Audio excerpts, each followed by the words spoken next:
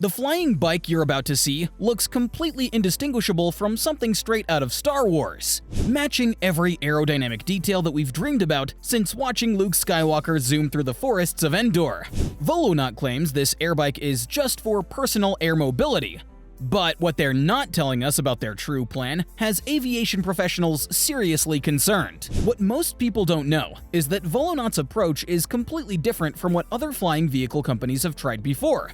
Instead of creating bulky multi-propeller contraptions that look like glorified drones, they're creating what they call an airbike, a sleek, minimal design with an open-air configuration that looks exactly like the speeder bikes from Star Wars. No safety cage, no visible propulsion system, no bulky battery packs. Just a sleek machine that seems to defy the laws of physics. According to Volonaut's website, the airbike can reach speeds of up to 124 miles per hour. That is much faster than most highways allow cars to travel. And we're not talking about a sort of similar concept to sci-fi vehicles. We're talking about a pixel-perfect recreation that captures every single detail, down to the narrow silhouette, the angular struts for landing gear, and the unobstructed 360-degree view for the rider who's perched up on top with absolutely nothing protecting them from a fall. The minimal design is described as offering a unique riding position that helps the rider quickly become one with the flying machine. There's no windshield, no safety harness that we can see, and apparently no concern for what happens if you hit a bird going 124 miles per hour. In a video shared on social media just days ago, the airbike is shown zipping across a desert landscape, moving across forest ridgelines, and hovering perfectly in place, all with a stability that seems almost supernatural. The resemblance to sci-fi speeder bikes is absolutely uncanny. The rider leans forward just like on a motorcycle, with hands on what appear to be control sticks rather than handlebars. When questioned about the authenticity of the footage, Thomas Patan is quoted as saying, "The video is as real as it gets. No trickery there, not a bit of AI. I just had a great camera and an FPV drone operator. No special effects, no green screen. Just a revolutionary piece of technology that just so happens to look exactly like something from a 1980s sci-fi movie." Another promotional video released just in time for May 4th, Star Wars Day, shows a rider dressed as a stormtrooper zooming through a forest on the airbike. The timing of this release is no coincidence. They are deliberately playing up the Star Wars connection to generate viral attention. But here is where things get interesting and potentially troubling.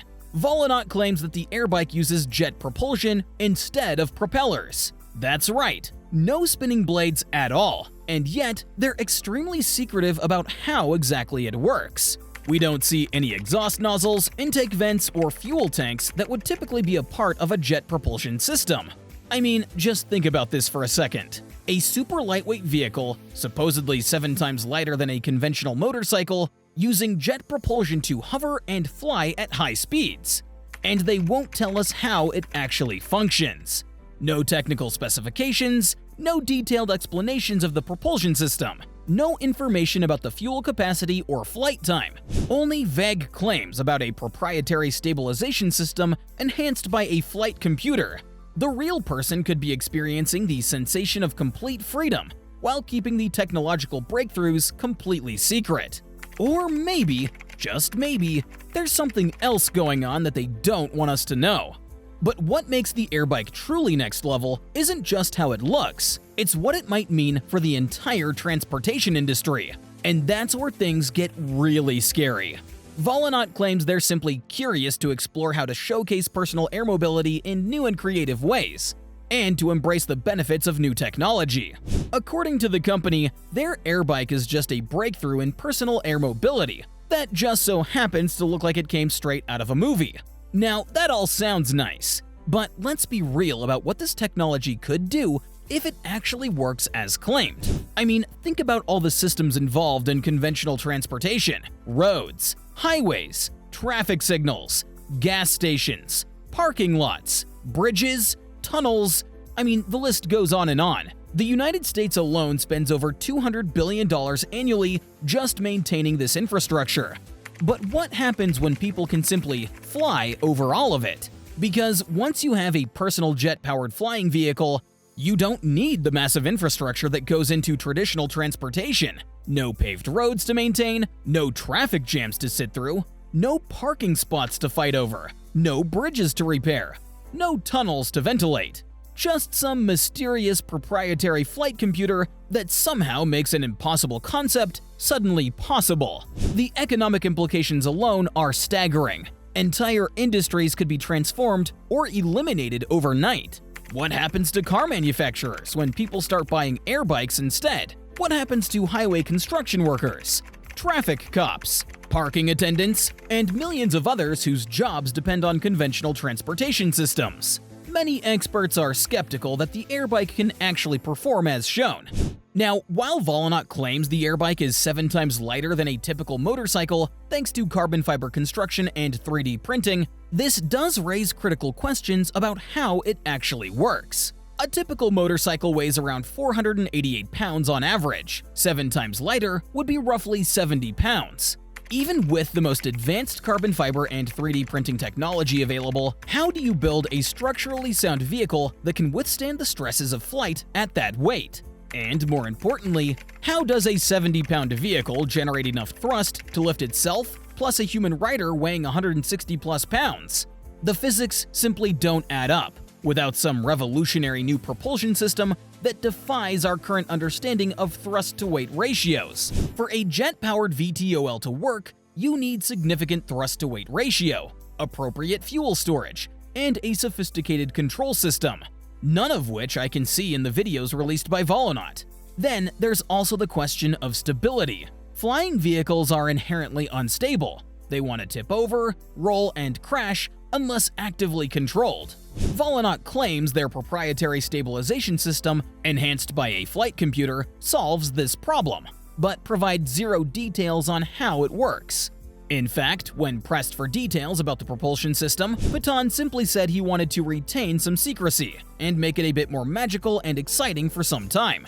Not exactly the transparent response you'd expect from a legitimate technological breakthrough.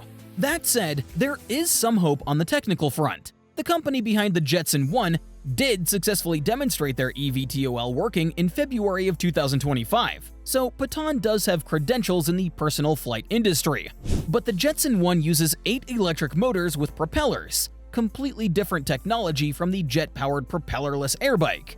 And here's another red flag. In all of the videos released so far, we never see the airbike taking off or landing. We only see it already in flight. We never hear the actual sound it makes. The video either has music overlaid, or, in the Star Wars-themed one, sound effects from the movies.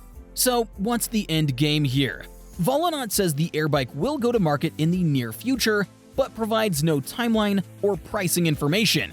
For comparison, the Jetson 1 is priced at $128,000 and has already sold out its production runs throughout the next year. Would the airbike be even more expensive, given its supposedly revolutionary technology? And then there are the regulatory questions. Who would be allowed to fly these things? Would you need a pilot's license? What airspace restrictions would apply? How would air traffic be managed if thousands of these vehicles were suddenly zooming around our cities? But the pace of development is what's truly remarkable. If the airbike is real, just a few years ago, personal flying vehicles were obviously experimental and limited to short hops. The early prototypes of the Jetson 1 could barely carry a person for 10 minutes. Now, they're apparently capable of zooming through forests at high speeds with no visible propulsion system. If this rate of advancement continues, what will personal transportation look like in another 5 years? Will traditional cars become obsolete? Will helicopters and small planes be replaced by personal air bikes? Will we even need roads at all? Will entire cities be redesigned around the concept of personal air mobility? Or is this all just an elaborate marketing stunt designed to generate investment capital and social media buzz? This conversation is just getting started, and the stakes couldn't be any higher. Whether the airbike turns out to be the transportation revolution of the century, or just another overhyped concept that never materializes, it certainly has captured our imagination and reminded us that the line between science fiction and reality gets thinner every day.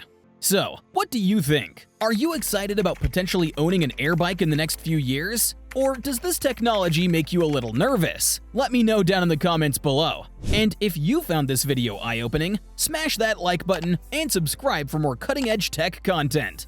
May the 4th be with you!